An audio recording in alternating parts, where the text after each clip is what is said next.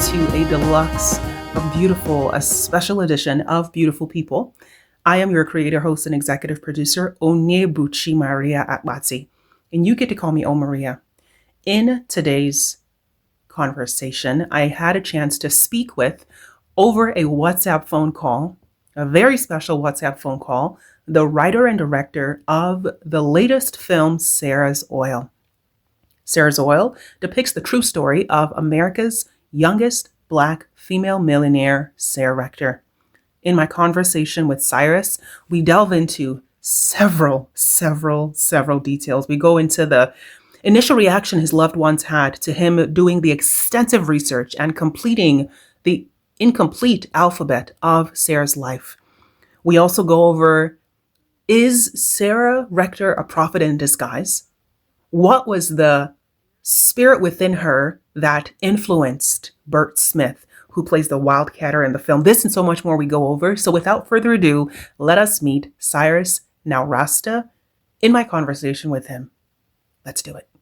I want to commend you for your labor of love with Sarah's Oil. Thank you. When I think of a writer and director, I feel like you're if this is even a word, like an oxygenator. You provide the oxygen for the film, where it gives life to the actors, to the people who do wardrobe and makeup and so forth. So I've watched the movie now 6 times, and it hits me differently each time.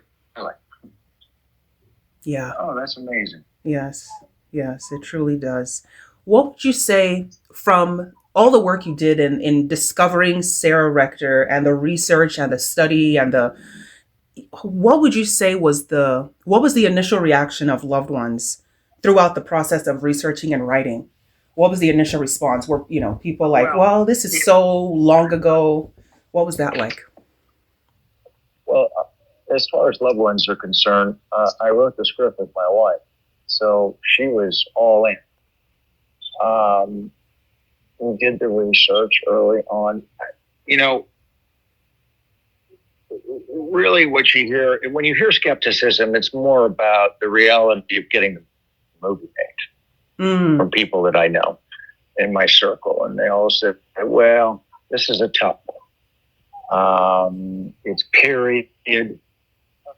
Nobody heard of this person.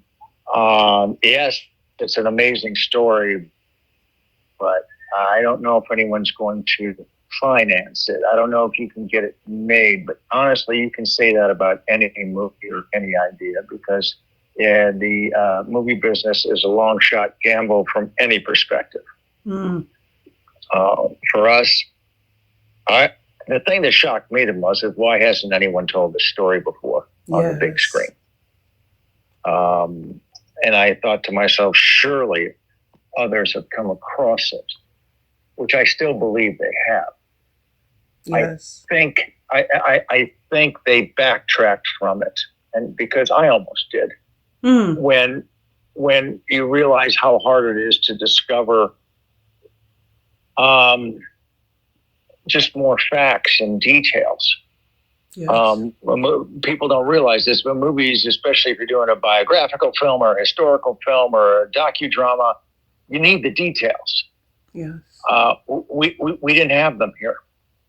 The one photograph that has been published of Sarah Rector, that's on Wikipedia and has been published in numerous other articles and pieces about her over the years, is not her.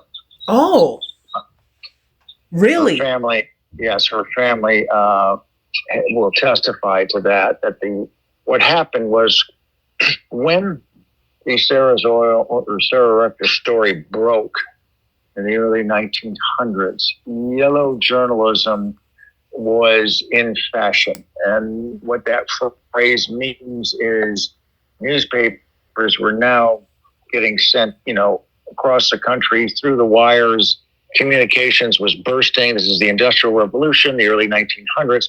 So in fierce competition with other newspapers, the media and press at the time would just make up stories. And some newspapers said, "Oh, this is an amazing story. We got to get a photo. So here, somebody just sent across a photo of a black child. Wow. So this is her, because her family will tell you that's not her. And apparently that photo was seen by Sarah Rector while she was still alive. She passed away in 1967. She said, "That's not me." So, oh my goodness. So there you go. So there you go. The misinformation or lack of information, I think, pushed people away from telling the story. We did discover some court records that were very helpful to us. But once again, that's not details. That's court records. Yes. This isn't a courtroom drama.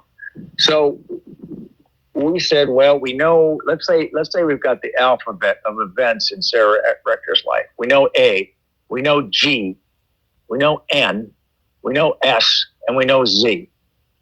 Boy. We use those as our guideposts. So let's say between A and G, we have to connect the dots or connect the alphabet with what we think may have happened or could have happened based on what we know about the family, based on what we know about the oil boom at the time, based upon what we know of the Native American records that we could find. So basically, we're filling in the gaps with what can only be called,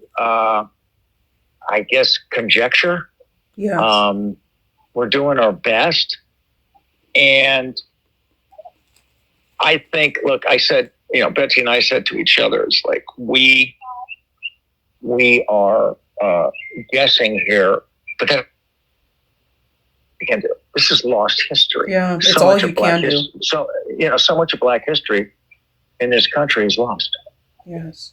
And so what do we do? The other problem we ran into was a lot of the articles, a lot of the pieces that we came across were part of that cycle of, exaggerated, what they called at the time, yellow journalism, which means, what do we believe in this story? This doesn't sound accurate to me. This doesn't sound accurate to me.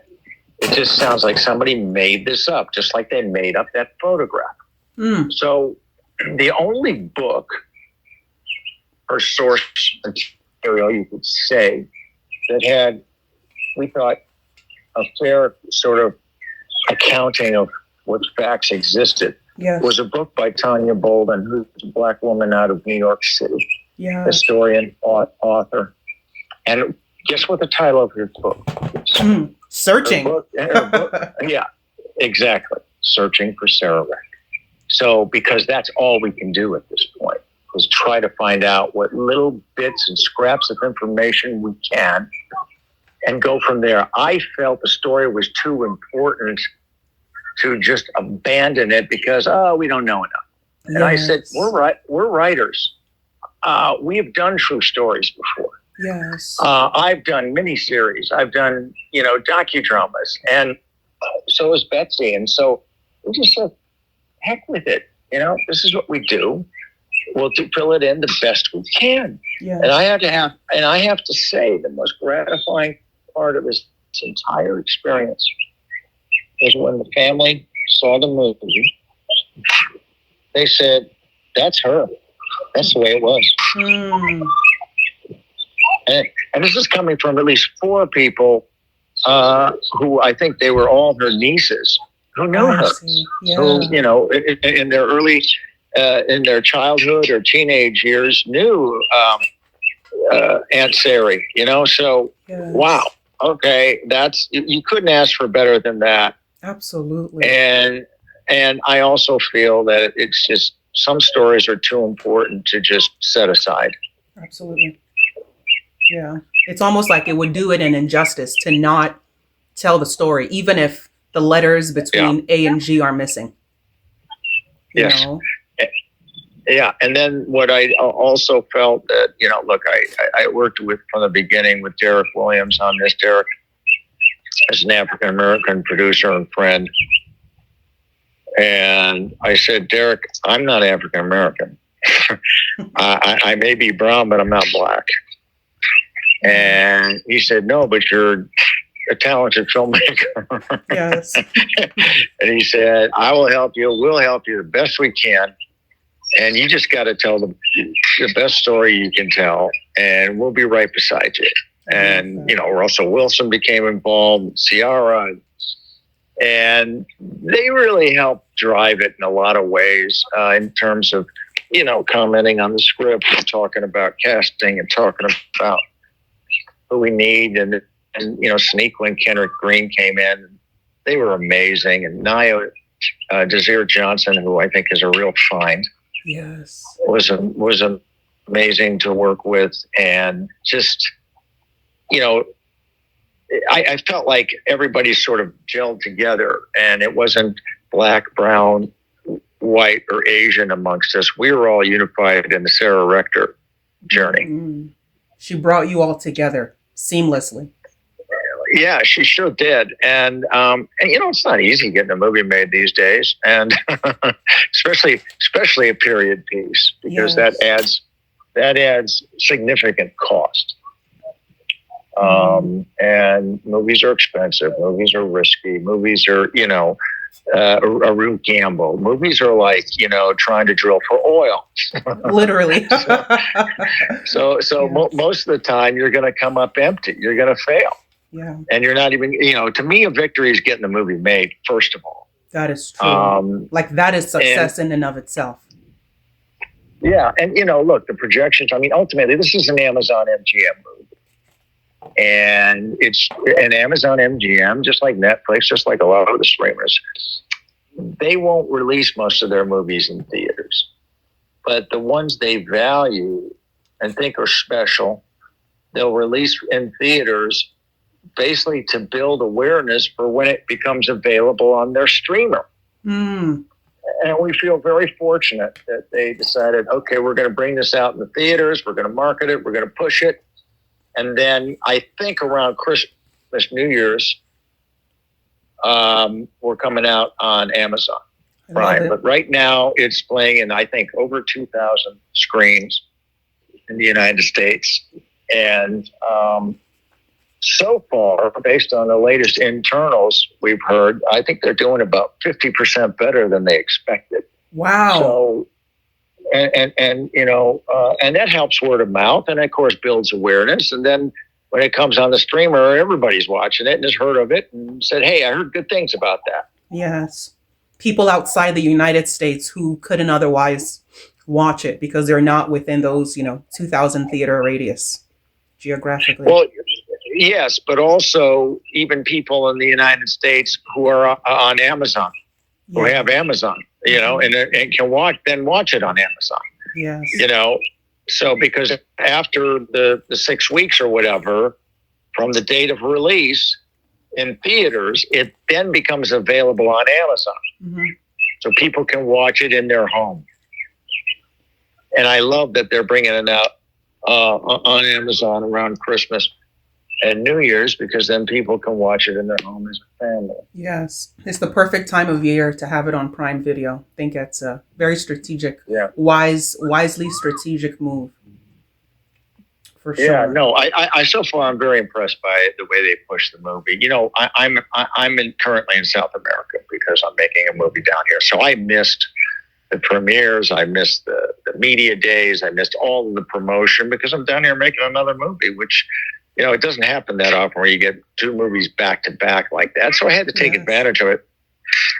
But at the same time, I knew there were really good people who were going to carry the ball, from Naya to Kendrick and Sonequa, Derek Williams, Russell Wilson, Ciara. I said, they're going to sort of carry the flag. They're going to push it. Yes. Uphill. And they have, I think, magnificently. And I don't know if you talked to them, but I've been getting, people have been sending me bits and pieces and clips, and they're just so behind the film. Yes. They're holding down the fort here in the U.S. Yeah. To make sure the word is spread. And it's as much their movie as anybody's. Naya, who I think is unnatural. Yeah, she's a prodigy. She's got this amazing, what's the word? I guess this kind of immediate charm. Yes. She's she's engaging. She's present in the moment. Yes. And she really hadn't acted much before. Wow. So this was one of her main roles. Well, I think she did one episode of television, and I think that was only a scene or two.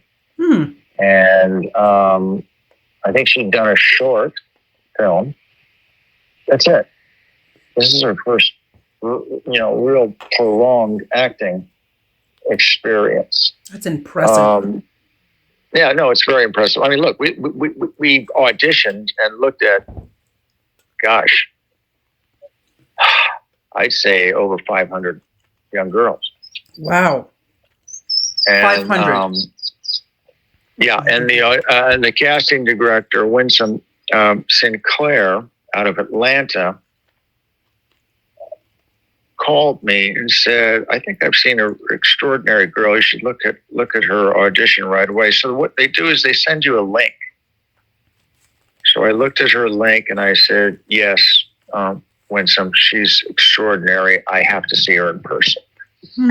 Because I won't cast a key role unless I see the actor in person. Yeah. And saw her in person. Her mother, Berta, a wonderful woman, and really understands the business. In fact, the short film that Naya had done was made by her mother, Berta. So what happened is they came, and we looked at her, and we recorded it, and I was there, and I had Zach there, because Zach, who plays the Wildcatter, is there, and we did some scenes.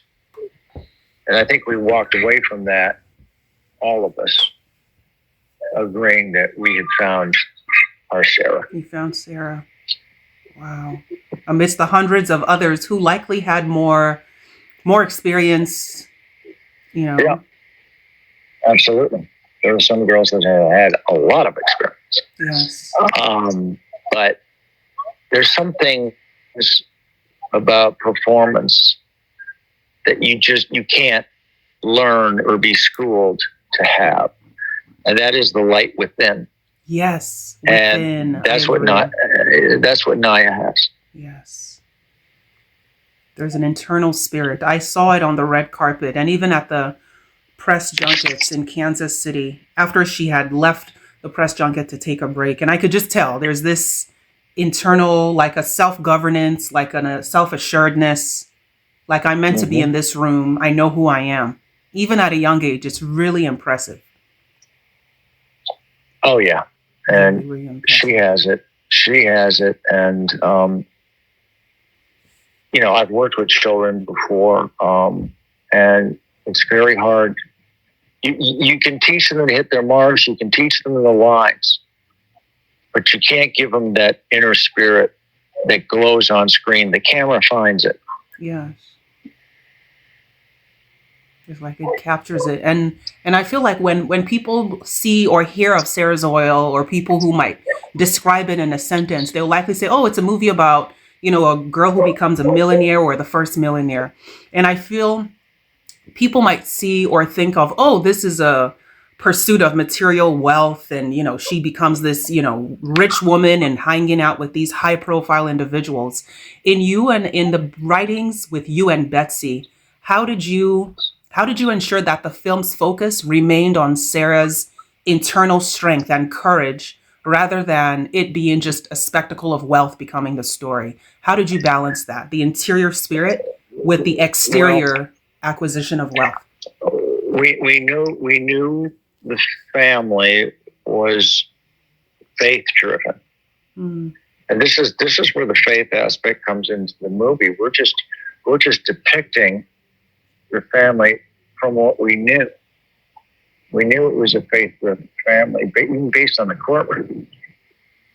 Because in one of the reams of court records that we read, they asked what church they attend, and you could tell from the answer of their representative that the family was very proud of their church and the small black town in Oklahoma that they were from. Yeah. So we ran with that, and we said, okay, is this what drives a faith-driven family? Well, probably not. I'm willing to bet. So we just said, there's got to be some kind of moral sort of compass here. Yes. that measures her values, and we ran with it. Now, that's another aspect of the family sort of now seeing the film after the fact. They said to us, boy, you nailed that on the head. That was Sarah's moral center, was her faith. And so you got to believe that someone's saying to her, just like her mother says in the movie, I'm tired of hearing about all this me stuff. I don't know if you remember that. Yes, this was from Sonequa, yes, or Rose. And that's when she hears Sarah sort of telling them, "Oh, they're finding these oil fields. There's got to be oil here. There's got to be oil." Then later on, when the dog comes back, she says to Sarah, "What would you give to have known that Blue would come back?" And she said everything. So I just feel that this was really important. It's like, where are you coming from in this sort of journey? And that ultimately becomes, I hope anyway, for the viewer, the lesson that she gives Bert, who of course is tempted is tempted to do the wrong thing. Yes. And that's why when, one of the comments, not about the movie, but early on when we would pitch the idea or talk about the script with people in the business about making this movie, they say, "Oh, it's just another white savior movie." And I would respond, "No, we see it as a black savior movie. She saves him." Yes. It's the other way around. Yes. Yeah. So I agree. And I know that I love how Sarah Zoya really explores Bert's transformation, who said, I love Zach's accent. Nobody's ever talked to me about my soul before. I really loved that. Yeah.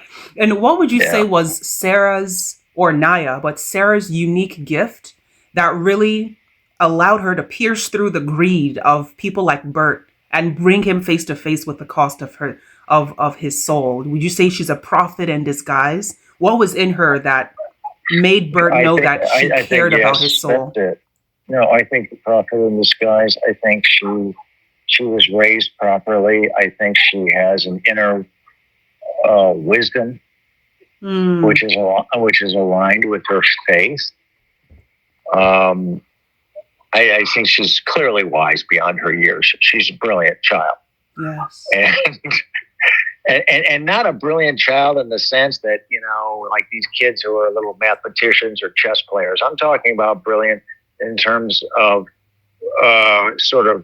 spirit and faith and wisdom, like I said, things that are that affect other people and other people's lives. Wisdom. Especially for an 11-year-old girl. Yeah, she was so just astute and, just knowing the details of royalties and 50-50 and knowing how to read and write, which was from what I understand, that was unheard of in her time, right? Yep. She was the first in her family to be able to do so. For literacy. Wow. When you with the Sarah's Oil now being out and eventually on Prime Video, when the word Sarah Rector resonates through the world, what words do you want to be associated with the name Sarah Rector? Wow, that's an interesting question.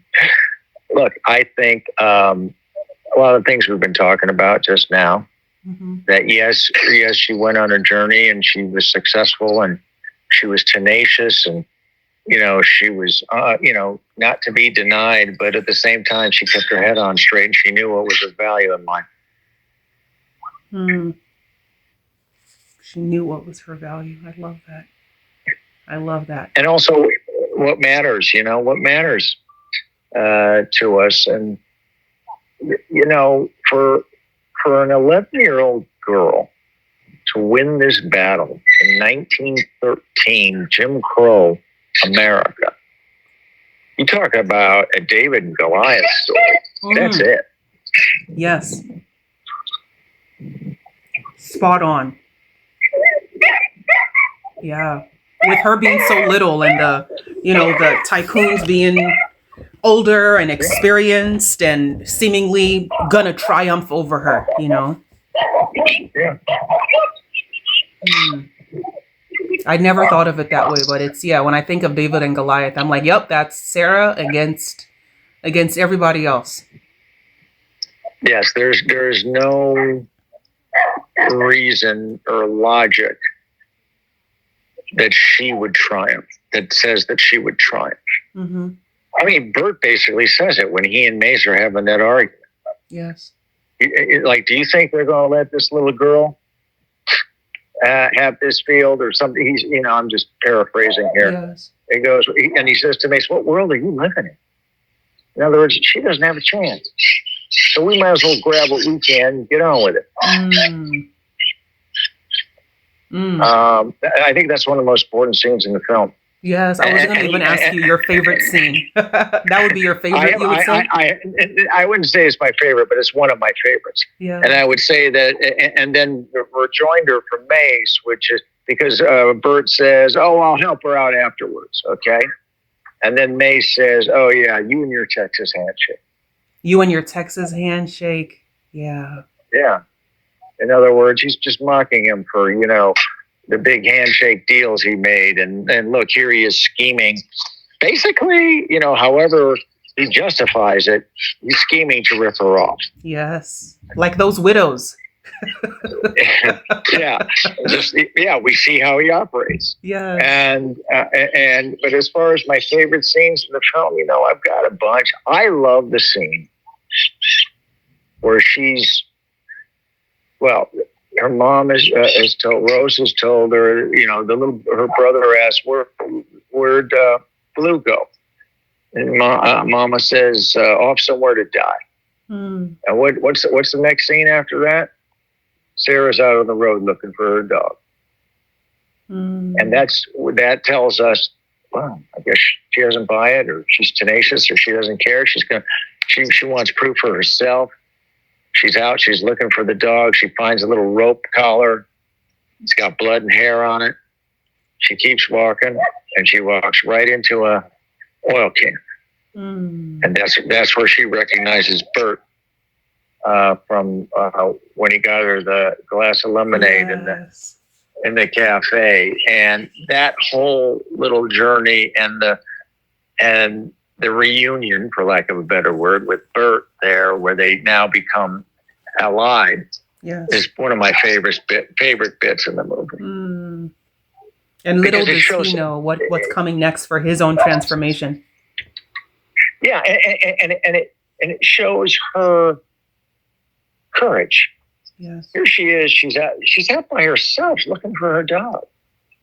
And of course, yes, it was a different time, so kids would go off and then come back to the cabin or come back to the farm or the ranch or whatever. But she's out on her own. And she just kind of defiantly walks into this oil camp, which is surrounded by a bunch of rough characters. Yes. And that little group of guys she runs across first say to her, hey, little sister, what are you doing?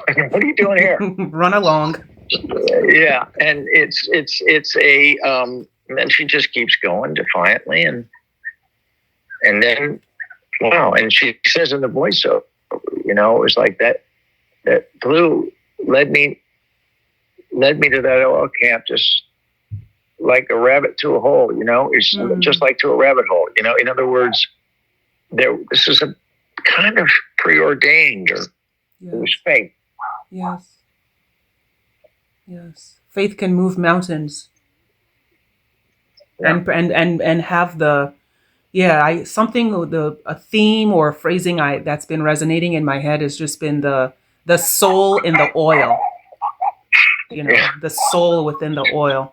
And I think it's, So for individuals who have watched the film and they are like, wow, America's, youngest Black female millionaire, for the future, or the unrealized Sarahs and the unrealized Berts and Joes and Roses, what advice would you give them on finding their courage, on finding their voice, especially when there are naysayers or those who just keep putting roadblocks to them realizing their inner Sarah Rector? What would you say to them?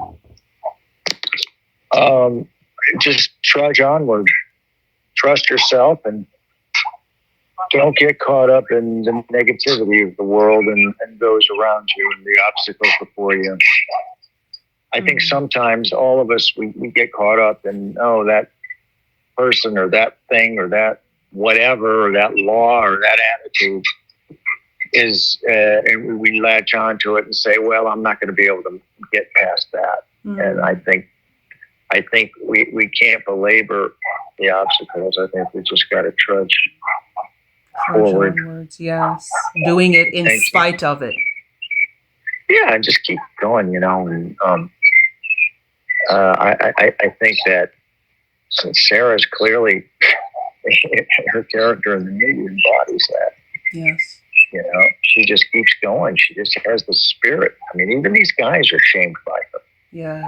These so-called courage and spirit-filled wildcatters who are out there trying to find their fortune.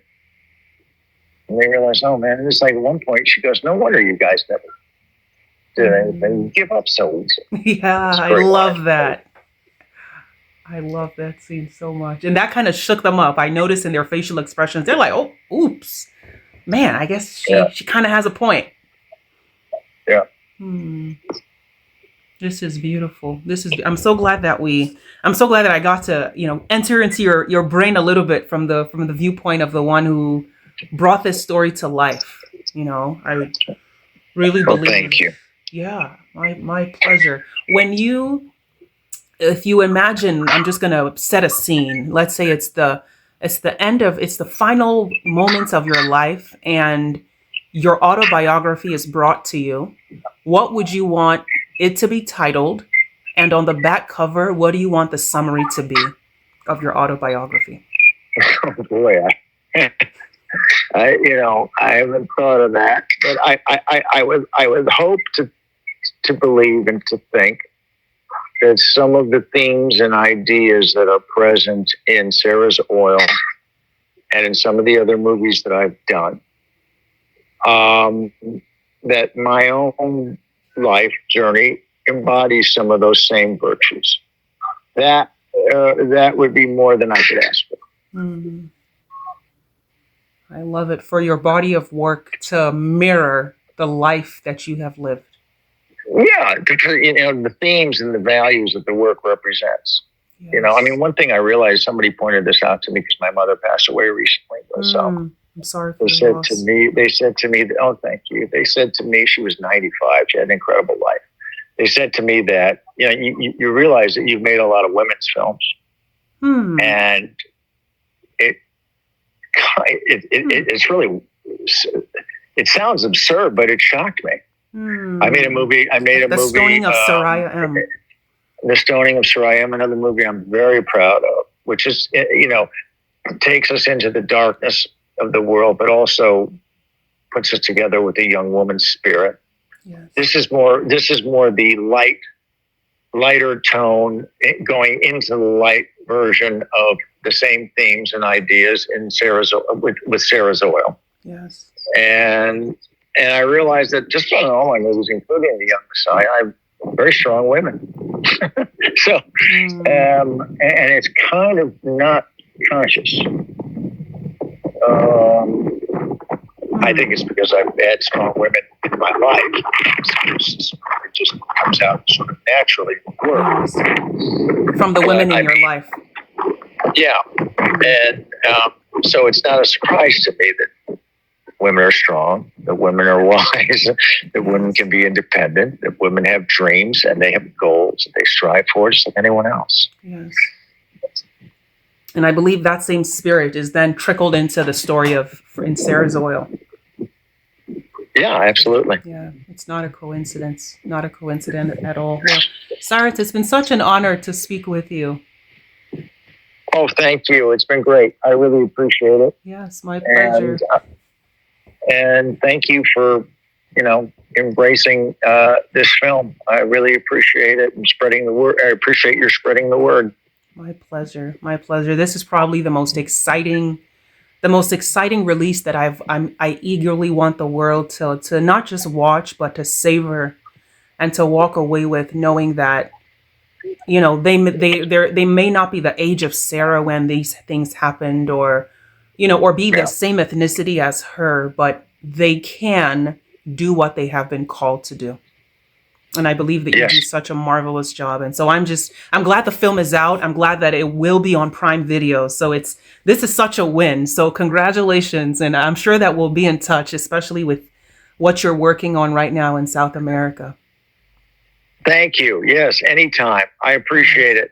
For sure. Have a great day. You and too. we'll keep pushing Sarah. Yes, we will. On the world. Onward. Sarah Rector to the world. Yep. Yes. Thank you. Take care. Bye. Bye-bye. It was such a delight to speak with Cyrus. I honor him for taking the time out amidst his filming in South America to speak with me, to give me insight into his crafting of this beautiful film. The way that I would describe Cyrus is as a cinematic weaver of words. And so I'm going to have that stick as a cinematic weaver of words. Thank you, Cyrus. May the legacy and the spirit and the example of Sarah Rector bellow throughout the world.